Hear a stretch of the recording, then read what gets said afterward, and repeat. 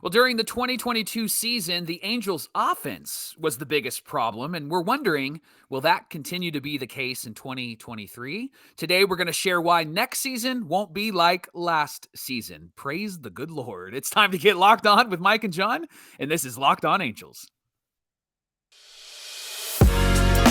You are Locked On Angels, your daily Los Angeles Angels podcast. Part of the Locked On Podcast Network, your team every day. And thanks for making Locked On Angels your first listen of the day. Of course, every show is free and available on all platforms like Apple Podcast and Spotify. And the best way to help us out is by giving us a rate and a review. And those watching on YouTube, let us know that you're here with a like and a comment and a subscription. And don't forget to click that bell to be notified every time a new episode drops. And today's episode is brought to you by BetOnline. BetOnline.net has you covered this season with more props, odds, and lines than ever before. BetOnline, where the game starts. Happy Friday to you, and thanks for being here with us for this episode of Locked On Angels, where it's your team every day. You've got the Frisch Brothers here with you, a.k.a. the Super Halo Bros. My name is John, and that's my brother Mike. And my name is Mike, and that's my brother John. Mike, surprisingly, the offense was the problem in 2022 historically, and as longtime Angel fans, we know that pitching has been a problem for the Halos. You win games 10-9, you lose games 11-3 over the last couple of years. Yeah. And then last year, you had these very close games, like 1-0, 2-1. And it was because our offense would not come through for our starting pitching. I think the one who suffered the most from that, probably Patrick Sandoval. So offense was our problem in 2022. We're going to look at a key category today, and that's my favorite stat that comes from Fangraphs, weighted runs created plus. And the reason why we're going to look at that, it gives you a good picture of all of the tools a player brings to the table offensively. And if they're like a 150 weighted runs created plus, it means they're 50% better than league average, which is 100 across the board. So just to give you an idea of what kind of stats we're getting into, we're getting pretty nerdy here. I'm going to adjust my glasses, but I don't have it's a good, there you go. It's a good indicator of how well a player performs, and it'll give us a picture of what 2023 might look like versus 2022. So why don't you take us through some of the stats from last year? Yeah, John, we're going to start with catcher, first base, and second base. And let me just reiterate, 100 is average, all right, when it comes to weighted runs created plus.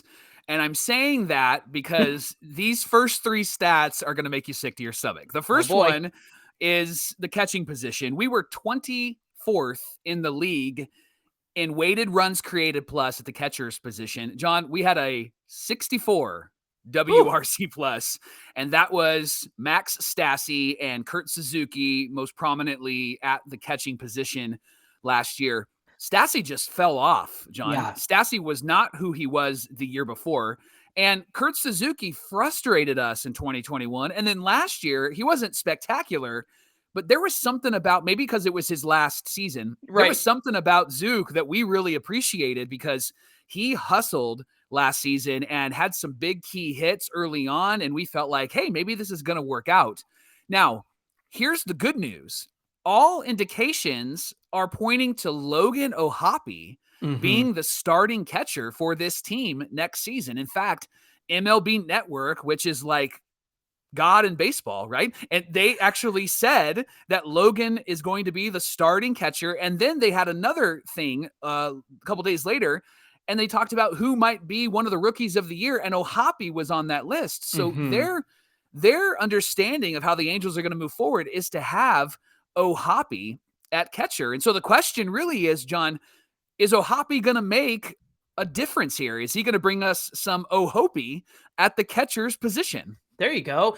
Yeah, I mean, you can't get a better bat than Logan Ohtani and what he brought to the table, especially, remember, he came over in the trade and mashed at AA, and then he got called up late in the season, and he looked really good. I love the way, defensively, I love the way that he moves around back there. He gives me, dare I say, Buster Posey vibes behind the plate as a catcher. Nice. But to have a hitting catcher who can also defend, I think that he is the modern catcher, and I think that the Angels are only going to benefit from having Logan Ohtani in the lineup. Obviously, we'll still see Stassi, and hopefully that they can turn his hitting around in 2023. Man, 64 weighted runs created, a big old Nintendo 64 weighted runs created plus, Mike. Yes. There's your Super Halo Bros right there. There you go. I like that. John, let's talk about first base. Now, remember, 100 is average.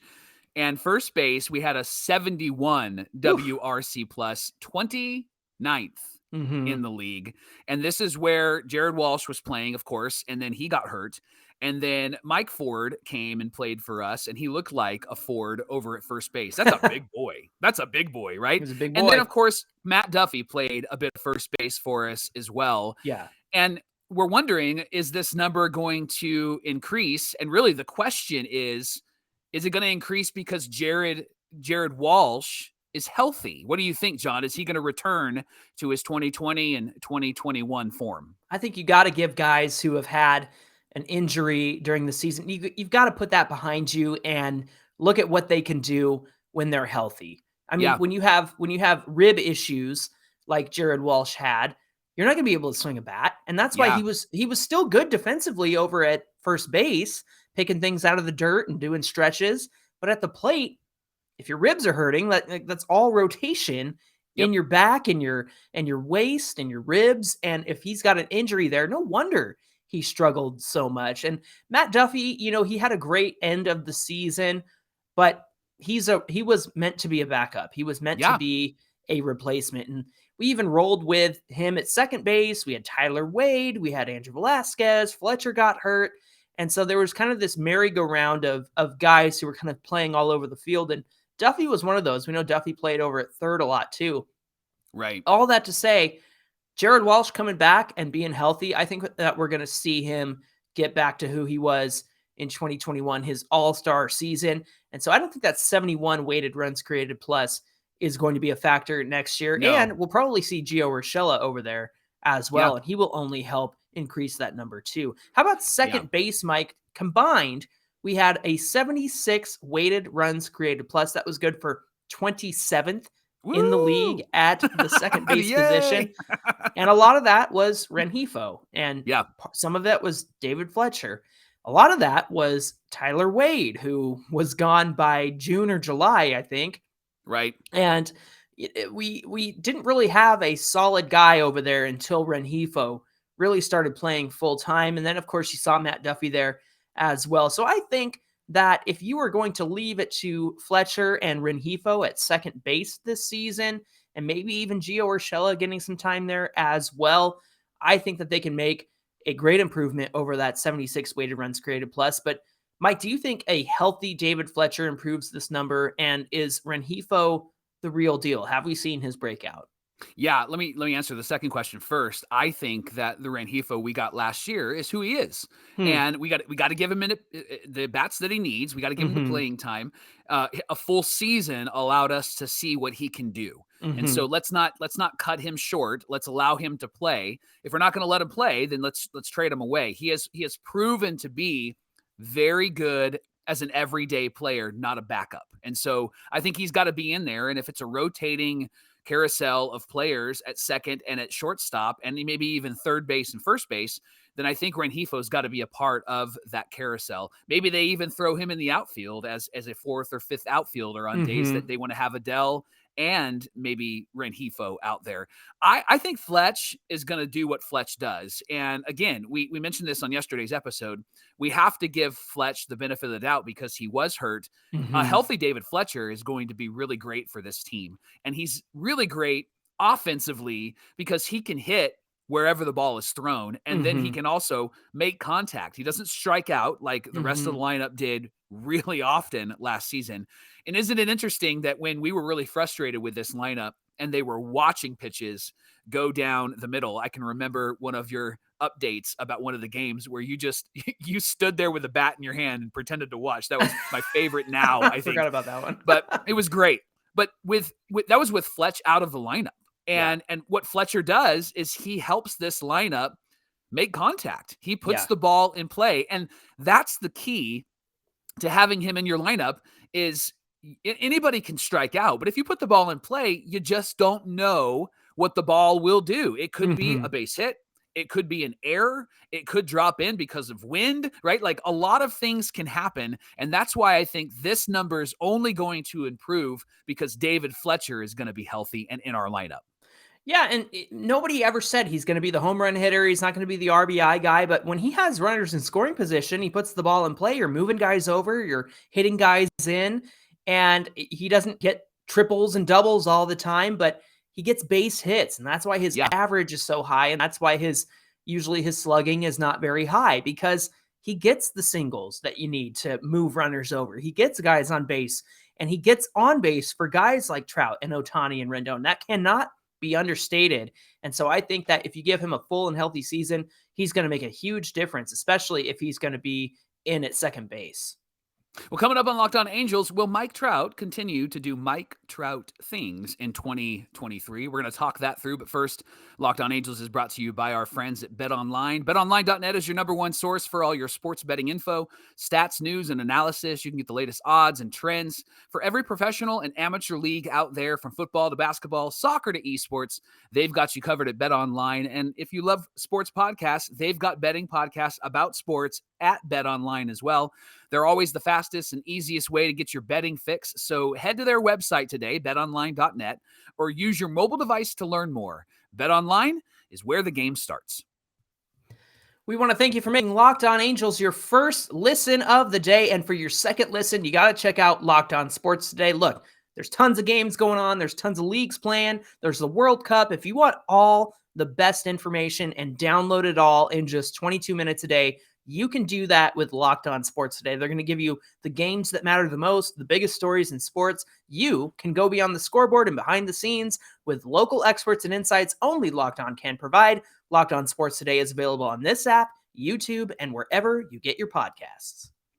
In 2022, the Angels struggled offensively and not with their pitching, which was shocking to all Angel fans. And so we're talking through this question.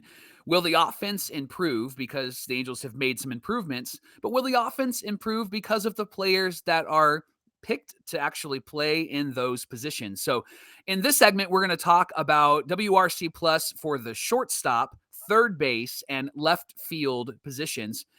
Let's start with shortstop, Johnny, which is a position that we have struggled in the last few years. Weighted runs created plus, the average is 100, and we were 29th in the league with a big old whopping 67, John. And Squid was the predominant shortstop. Weighted runs created plus doesn't actually talk about the defense. It's more offense, right? And yet Squid played a really great defense at short last season. He was diving all over. That's why he got the nickname Squid. It looked like he had 8 arms, that he was just grabbing all sorts of baseballs and making all sorts of plays. Rengifo played a bit at short last season as well. And then, of course, Livan Soto filled in. But, man, it was a really difficult season at short, which is why the conversation is we got to get somebody. And if we don't get somebody, then, Johnny, who plays shortstop for the Halos next season?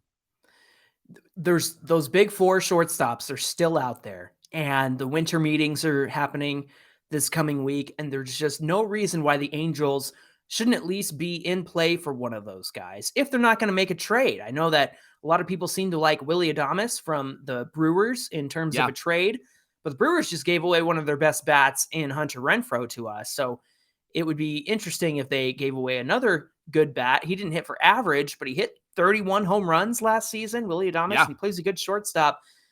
And so if the Angels aren't in play for those big 4, and you've got to go with a combination of David Fletcher, Livan Soto, and Andrew Velazquez, I think that you will get some positive weighted runs created plus, especially if they change Andrew Velazquez at the plate, because he was switch hitting for most of the season, except for like the last month.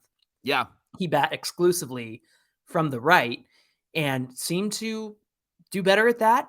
Right. And I don't think you're going to see Rengifo play shortstop. That's not his best defensive position. I think you'll see him more at second base. You might see Gio Urshela at shortstop. They might try him out there because he's historically a third baseman. And the next logical step, usually a person will go from shortstop to third, but perhaps Urshela can play short if Rendon is playing third. So that shortstop question still needs to be answered and what that's going to look like. I think you'll see some sort of combination of all of those infielders that I listed.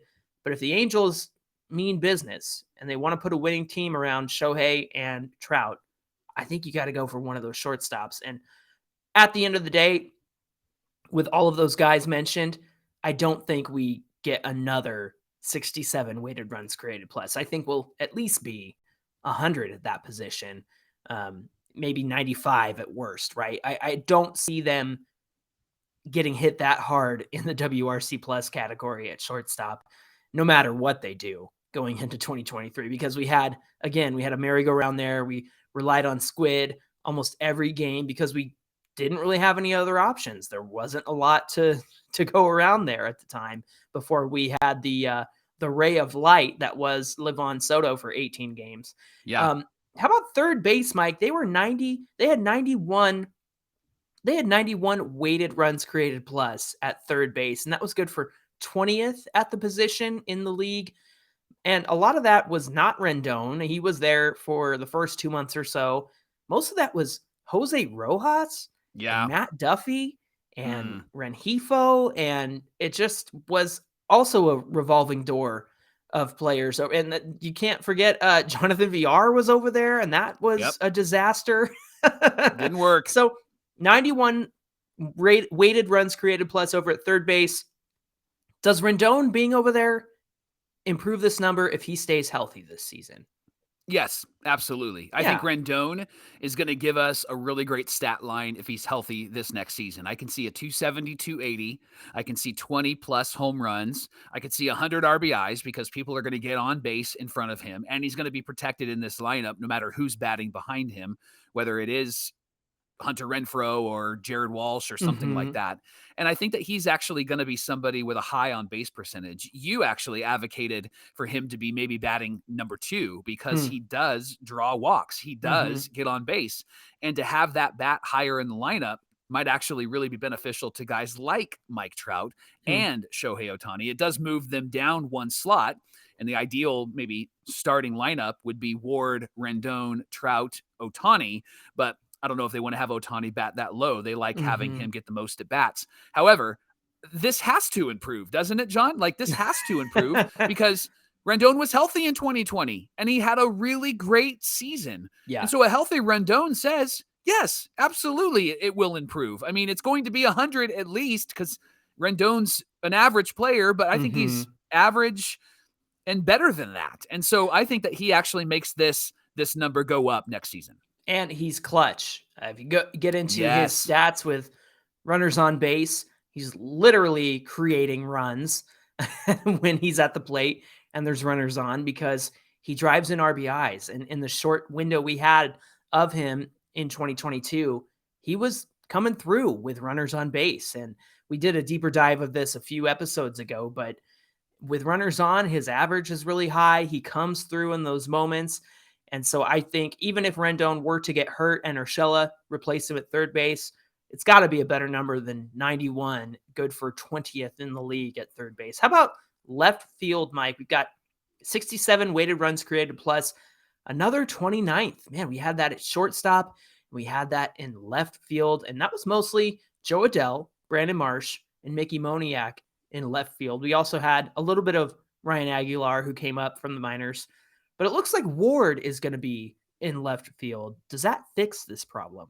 Yes, because Taylor Ward is at least an average player, and a healthy Taylor Ward is going to change left field for us. Johnny, why is it that left field has always been this gaping hole since Garrett Anderson left? And did you see the stat?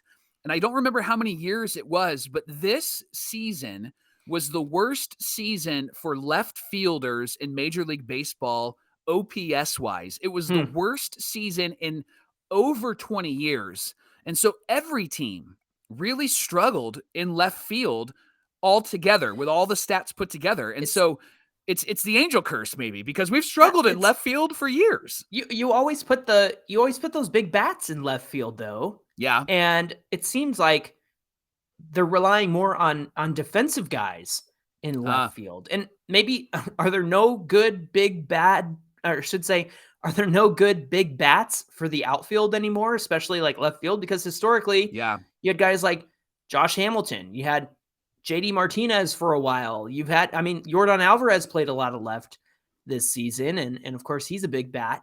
But yeah, I mean, Justin Upton was a big bat for us when he was good that first year and healthy, and then he got turf toe and fell apart after that.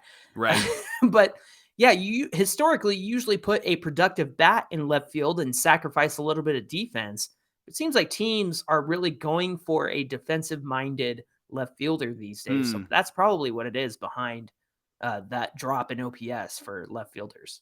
Yeah, I think Taylor Ward is going to improve this, and I'm actually really excited to see him in left field. We discussed this on yesterday's show, but I think his defense is going to be really great out there. You've talked about how it's a Plinko machine out there with the ball hitting all sorts of different areas, and so I think he's going to really improve this, and it'll be great to watch our outfield.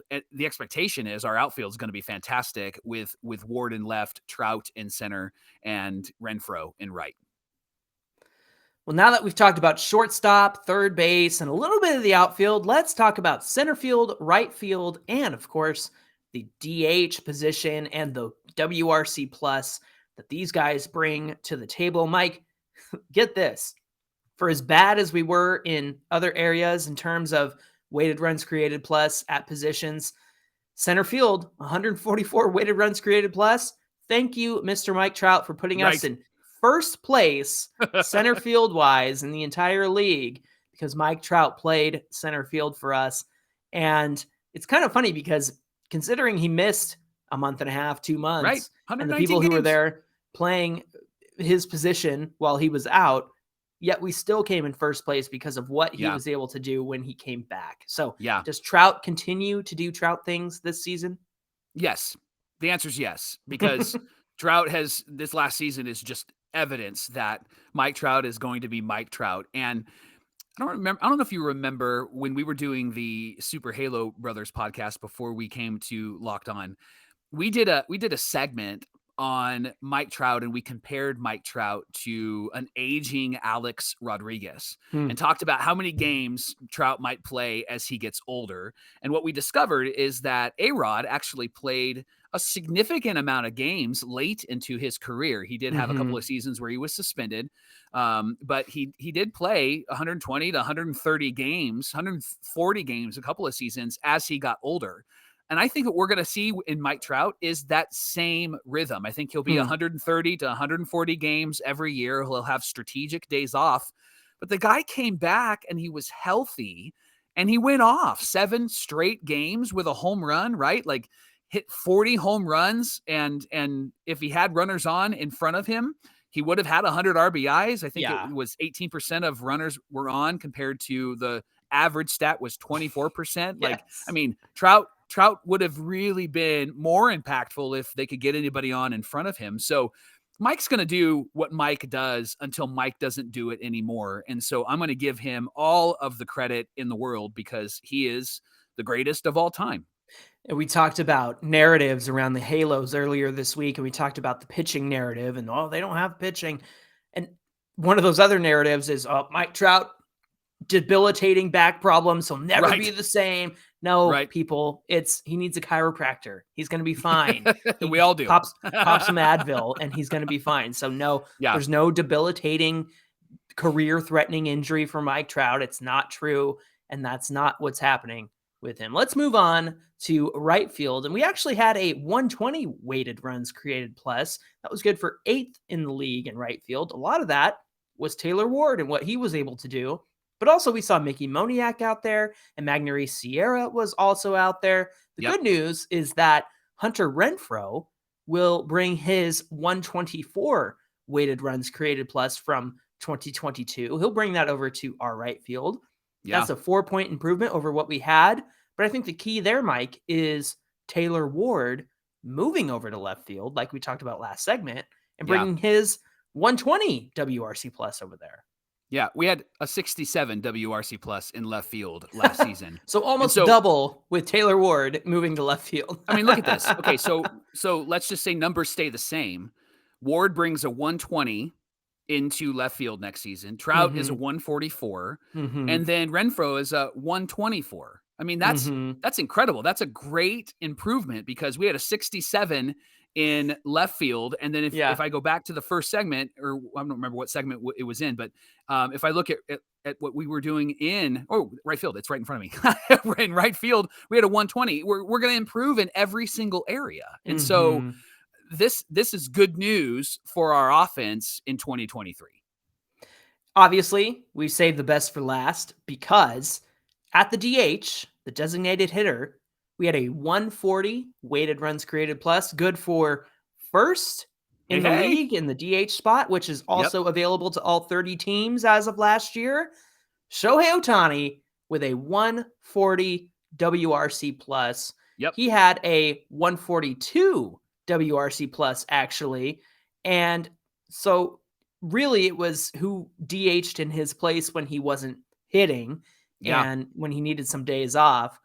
And so that took away the 2 points, but Ohtani himself had a 142 WRC plus. His highest was 151 in 2021. In 2018, when he first came to the league, he had 149. So it's really great that in 2021, obviously that was the year he was hitting tons of home runs and driving in all kinds of RBIs. And so for him to hit 140 or have a 142 WRC plus last season is really impressive. Do you think he improves this season? I think that because he didn't win anything except for DH of the year, right? That's the only thing that he got. I think that there's going to be a fire in Ohtani for next season. I think offensively, we're going to see an Ohtani like we saw in 2021. I think on the mound, we're going to see an Ohtani like we saw last year. And I think that because it is his technically last season with us, I think he's going to go all out. And he has been interviewed multiple times. And then people took those interviews and turned them into a narrative that they wanted to fit, that he didn't want to be the Angels. But so Ohtani in every interview, Halos. Right. Every interview that he has given, he has said, I could be better. I could be better. I could improve. And so I want to win with the Angels. I think this guy has really been fired up. And so watch out, MLB, because I think that he is going to come out and he's going to come out strong, on fire. And I don't think that he's going to have any sort of slumps. I think he's going to be really consistent next season. So we've taken a look at all the offense around the diamond and DH. We've looked at the weighted runs created plus at every position. There are certainly areas where the Angels can and will improve in 2023. So all of that to say, our main takeaway here is that the offense in 2023 will be significantly better than it was in 2022. Thank you for making Locked On Angels your first listen today. Now, for your next listen, check out the Locked On Sports Today podcast. They share some of the biggest stories of the day, instant reactions, big game recaps, and the take of the day. And it's available on the Odyssey app, YouTube, or wherever you get your podcasts. Hey, we appreciate you joining us today. If you want to continue the conversation, join us on Twitter at Locked On Angels or on Twitter and Instagram at Super Halo Bros. We'd love to catch you there. Hey, Mike, we have a Monday mailbag coming up, so you're certainly going to want to get at us on social media because it is Monday mailbag. Tell them how they can get at us. You can tweet at us. You can direct message us on Instagram. You can even comment below this show with your questions. Or if you want us to hear the sultry sounds of your voice and know that you're a real human, you can give us a call on our voicemail, 714-409-6396. It's a mailbag Monday on Locked On Angels. Looking forward to the questions you're going to send our way. Until then, have a great weekend. My name is John, and that's my brother Mike. And my name is Mike, and that's my brother John. That's going to do it for this edition of Locked On Angels. Again, have a great weekend, and we'll see you back here on Monday.